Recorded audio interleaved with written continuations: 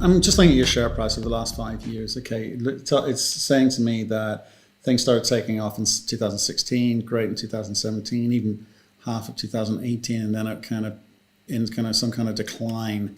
I mean, what happened to the? And I know you're picking up now, and we're going to get into that. But what was the story around that time?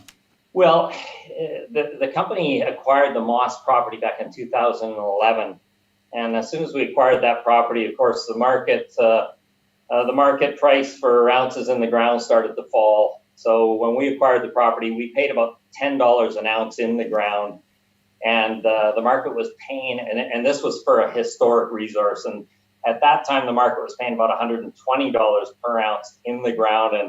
And as soon as we acquired this property and started getting active on the drill bit, prices started to fall. So as many of your viewers would remember, 2011 to 15 and 16 were pretty tough and challenging times. So during that period, we started to explore. We drilled well over 500 drill holes.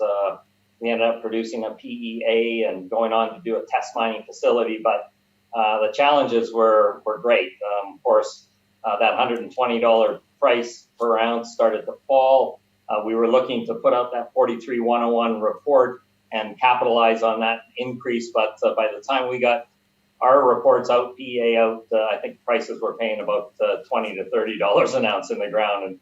And we were successful, though, at raising about 55 million US from 2011 to 2015.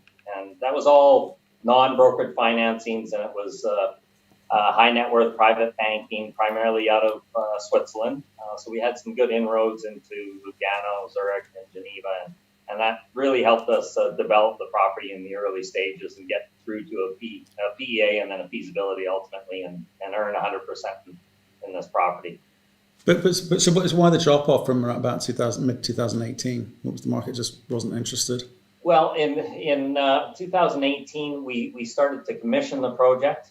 So we had built, we'd layered on top of that exploration feasibility. We brought in Sprott lending, and then we also brought in Greenstone Resources, or Greenstone Capital, and Greenstone represents 18 endowment funds in the US. So we had raised an additional 50 million approximately to put the Moss mine into production. We started to stumble, and this isn't unlike a lot of early stage startup companies, mining producers.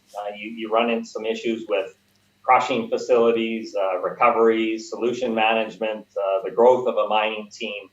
And so as we were stubbing our toe in those early days, our share price suffered, and we had to go back, do some additional financings, a little bit of restructuring, and then we overcame those issues. But certainly our valuation suffered during that time, and investors, rightly so, looked at us and said, okay, are these guys going to survive and be able to be successful in the long run? So that was where the share price pulled back at that time.